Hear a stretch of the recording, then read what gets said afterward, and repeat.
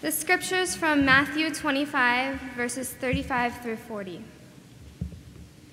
For I was hungry, and you fed me. I was thirsty, and you gave me drink. I was a stranger, and you welcomed me. Naked, and you clothed me. I was ill, and you comforted me. In prison, and you came to visit me. Then these just will ask, when did we see you hungry and feed you, or see you thirsty and give you drink? When did we see you as a stranger and invite you in, or clothe you in your nakedness? When did we see you ill or in prison and come to visit you? The ruler will answer them, the truth is, every time you did this for the least of my sisters or brothers, you did it for me. Recently, as my school has encouraged the freshmen to begin to at least vaguely consider what we want our futures to be, I have decided that I want to change the world. Now, I'm sure if I told my guidance counselor this, she would say, well, sweetie, that's a bit of a lofty goal. But to that I would argue that some of the most powerful forces to change the world are simple, random acts of kindness. Has someone ever been randomly kind to you? You know, just walking down the street and they help you with a package or open a door for you. Most of us have been blessed enough to have these experiences. In fact, there are whole websites dedicated to people recounting times someone has been kind to them. These stories are usually very touching and made a huge difference in the life of the recipient. A popular person who stood up for someone who was being teased, or a young waiter who noticed a girl who frequently came to his restaurant didn't eat, so he put a note on her plate begging her to eat the sandwich she had ordered. Random acts of kindness can have much bigger impacts than you might realize.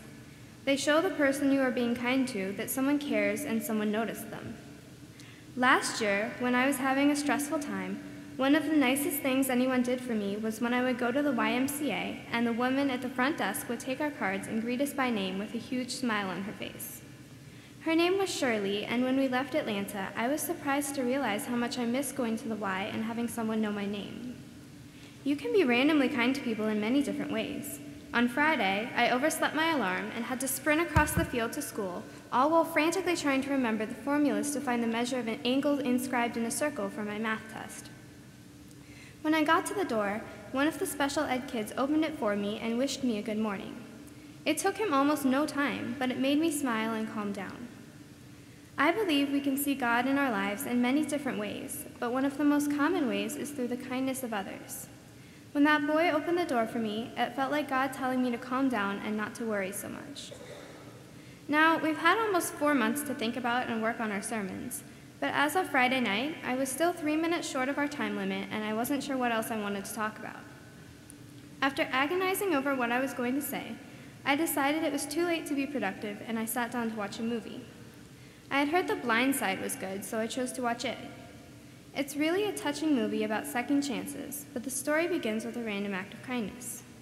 One night, a very wealthy, very conservative family is on their way home when they spot an African-American teenager walking alone in the cold without a coat. Leanne Toohey, the mother, insists that they pull over. She then gets out of the car and interrogates the teen as to where he lives. After discovering that he's homeless, she takes him home and gives him a place to stay for several nights. As the family begins to fall in love with the young man, Michael, some of Leanne's friends begin to make fun of her for taking Michael in. At one point in the movie, one of the friends sarcastically comments, "How nice you were to take him in as one of your charity projects. You are really changing that boy's life." To which Leanne responds, "No, he's changing mine." We all know that the recipient of an act of kindness benefits from it, but what about the person who does the good deed? Is it just something that you do, or does it really affect you? Usually when I'm kind to someone, it instantly puts me in a good mood. I love to see someone smile when they realize that there's one less thing they have to worry about. I believe we all have a part of God in us, the spirit, the soul, your conscience, whatever you want to call it. By helping people out when we see a need, I think we become more in touch with God by making the world a better place.